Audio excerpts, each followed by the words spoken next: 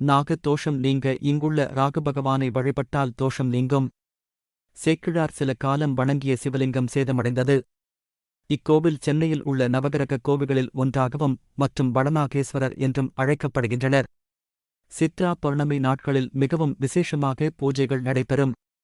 இந்த வீடியோவில் ஸ்ரீ நாகேஸ்வரர் கோவில் பற்றி காண்போம். நம்ம சேனல்ல இன்னும் நீங்க சப்ஸ்கிரைப் பண்ணலையா? அப்போ மறக்காம சப்ஸ்கிரைப் பண்ணிட்டு பெல் நோட்டிபிகேஷன் ஆல போட்டுக்கோங்க.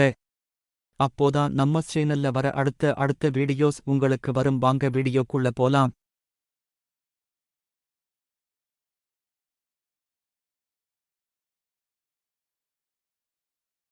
இங்கு மூலவராக இறைவன், நாகேஸ்வரர், இறைவி காமாட்சி அம்மன் ஆகியோர் உள்ளனர். கும்பகோணத்தில் உள்ள திருநாகேஸ்வரம் கோவிலை மாதிரியாகக் கொண்டு 12ஆம் நூற்றாண்டில் கட்டப்பட்ட கோவில் ஆகும். இக்கோவிலுக்கு வடநாகேச்சரம் என்று மற்றொரு பெயர் உண்டு. 5 நிலை ராஜகோபுரத்துடன் கம்பீரமாக காட்சியளிக்கிறது. சென்னையைச் சுற்றியுள்ள நவக்கிரகக் கோவில்களில் இதுவும் ஒன்று மற்றும் ராகு பரிகார தலமாக விளங்குகிறது. ராகு தோஷம் உள்ளவர்கள் ஞாயிற்றுக்கிழமைகளில் இங்கு நடைபெறும் பாலபிஷேகத்தில் கலந்து கொண்டு இறைவனை வழிபட்டு வந்தால் தோஷம் விலகிவிடும். கும்பகோணம் கோவிலுக்கு நிகரான அனைத்து சக்திகளும் இங்கு இருக்கும் இறைவனுக்கு உண்டு. இக்கோவிலின் இறைவனான சிவபெருமானின் மூலவர் நாகேஸ்வரர் என்றும் உற்சவர் சோமாஸ்கந்தர் எனவும் அழைக்கப்படுகிறார். இங்குள்ள அம்பாள் காமாட்சி என்ற திருநாமத்துடன் வீற்றிருக்கிறார். தெற்கு நோக்கிய சந்நிதியில் எதிரில் சிம்ம வாகனத்துடன் தனிச் சந்நிதியில் இருந்து அருள்பாலிக்கிறார். இக்கோவிலில் சகல பாவங்களையும் போக்கும் சூரிய புஷ்கரணி தீர்த்தம் இருக்கிறது. தலவிருட்சமாக செண்பக மரம் இருக்கிறது. கோவில் வரலாறு படி இப்பகுதியை ஆட்சி புரிந்து வந்த அனபாயன் என்கிற சோழ மன்னன் அரசவையில் இப்பகுதியை சார்ந்தவர் மகன்தான் அருண்மொழிராமதேவர் என்பவர். இவர் சேக்கிழார் என அழைக்கப்பட்டார். இவர்தான் புகழ்பெற்ற தமிழ் இலக்கியங்கள் பெரிய புராணம் பிள்ளைத்தமிழ் போன்றவற்றை இயற்றிவர். மிகவும் புலமை பெற்ற சேக்கிழார் கும்பகோணம் திருநாகேஸ்வரம் ஆலயம் சென்று அங்குள்ள நாகேஸ்வர பெருமானை வழிபடுவது வழக்கம். அடிக்கடி அங்கு சென்று நாகேஸ்வர பெருமானை வழிபட முடியாததால் தான் இருக்கும் ஊரிலே கோவில் கட்ட விரும்பினார். அதன்படி கும்பகோணம் திருநாகேஸ்வரம் ஆலயம் போன்ற பாணியில் சிவலிங்கம் ஒன்று பிரதிஷ்டை செய்து கோவில் கட்டினார். பக்தர்கள் அனைவரும் சிவனை வழிபட்டு வந்தனர். இந்த ஆலயத்தில் சேக்கிழார் பிரதிஷ்டை செய்த நாகேஸ்வரர் லிங்கம் சேதமடைந்தது. இதையடுத்து மூலவரான அந்த லிங்கத்தை இந்த ஆலயத்தில் உள்ள சூரிய தீர்த்தத்தில் போட்டுவிட்டு புதியதாக ஒரு லிங்கம் செய்து மூலஸ்தானத்தில் பிரதிஷ்டை செய்தார்கள்.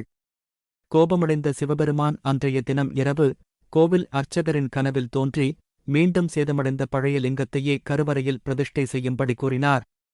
அதன் பின்பு சூரிய தீர்த்தத்தில் போடப்பட்ட லிங்கம் மீண்டும் வெளியே எடுக்கப்பட்டு மூலதானத்தில் பிரதிஷ்டை செய்யப்பட்டது. புதியதாக பிரதிஷ்டை செய்யப்பட்ட லிங்கத்தை ஈசன் சந்நிதியின் பின்புறம் வழிபாட்டிற்காக வைத்துள்ளனர். இந்த லிங்கத்திற்கு அருணாசலேஸ்வரர் என்று பெயர்.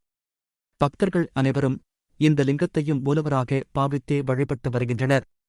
நாகதோஷம் உள்ளவர்களுக்கு மிகவும் பிரசித்தி பெற்ற கோவில். நாகதோஷத்தால் பாதிக்கப்பட்டவர்கள் இந்த கோவிலுக்கு வந்து ராகு காலத்தில் சுவாமிக்கு பாலாபிஷேகம் செய்து வந்தால் நாகதோஷம் நீங்கும். இந்த ஆலயத்தில் சித்ரா பௌர்ணமியை ஒட்டி 10 நாட்கள் பிரம்மோற்சவம் நடக்கிறது. விழாவின் 8ஆம் நாளில் சிவன் அடியாருக்கு காட்சி தரும் வைபவம் நடைபெறும். வைகாசி மாதம் பூசம் நட்சத்திரத்தை ஒட்டி சேக்கிழாருக்கு 10 நாட்கள் குருபூஜை நடைபெறுகிறது. மேலும் வைகாசி மாதத்தில் சேக்கிழார் சிவ தரிசனம் செய்யும் வைபவம் வெகு விமர்சையாக கொண்டாடப்படும். இத்தலத்தில் ராகுவின் அம்சமாக இருக்கும் நாகேஸ்வராகிய சிவபெருமானுக்கு காலை 6:30 10 மணி மற்றும் மாலை 5 மணி ஆகிய 3 வேளையும் பாலபிஷேகம் செய்கின்றனர். இங்கு ராகு கால பூஜையின் போது சுவாமிக்கு உளுந்து தானியம் மற்றும் உளுந்து சாதம் படைத்து வழிபடுவோருக்கு நாக தோஷங்கள், ராகு கேது கிரகங்களால் ஏற்படும் தோஷங்கள் அனைத்தும் நீங்குவதற்கு பூஜைகள் நடைபெறும். நீங்கள் நைவேத்தியம் வைக்க கோவிலிலேயே உளுந்து சாதம் செய்து தருகின்றனர். இங்குள்ள விநாயகர் அனுக்கே விநாயகர் என்று பெயர் பெற்று விளங்குகிறார். பிரகாரத்தில் பறவை நாச்சியாருடன் சுந்தரர் வீற்றிருக்கிறார். மேலும் நாகத்தின் வடிவில் சத்தியநாராயணர், நாகேந்திரர் மற்றும் நாகநாதேஸ்வரர் ஆகியோர் உள்ளனர். இந்த 3 நாகங்களுக்கு மத்தியிலும் லிங்க வடிவம் இருக்கிறது. காசி விஸ்வநாதர், லட்சுமி, சரஸ்வதி, வள்ளிதேவானையுடன் முருகப்பெருமான், கற்பக விநாயகர், சனீஸ்வரர் சந்நிதிகளும் உள்ளன. கோவில் நடைத்திறப்பு காலை 6:30 முதல் மதியம் 12 மணி வரையும், மாலை 5 மணி முதல் இரவு 9 மணி வரையும் கோவில் நடை திறந்திருக்கும். கோவில் முகவரி: அருள்மிகு நாகேஸ்வரர் திருக்கோவில், திருநாகேஸ்வரம், குன்றத்தூர் வட்டம், காஞ்சிபுரம் மாவட்டம். 6,69,000. சென்னையில் உள்ள நவகிரக தலங்களில் ராகு தலம் ஆகும். கோவிலோட லொக்கேஷன் கோவிலைப் பத்தின புல் டீட்டெயில்ஸ் டிஸ்கிரிப்ஷன்ல கொடுத்துருக்கோம், போய் செக் பண்ணுங்க. மறக்காம லைக், ஷேர், சப்ஸ்கிரைப் பண்ணுங்க. உங்களுக்கு 1000 வருஷம் பழமையான கோவிலை பத்தி தெரிஞ்சுக்கணுமா, இல்லனா உங்க ஊர்ல இருக்கிற பழமையான கோவிலை பற்றி தெரிஞ்சுக்கணுமா? அப்போ மறக்காம கமெண்ட் பாக்ஸ்ல போய் கமெண்ட் பண்ணுங்க.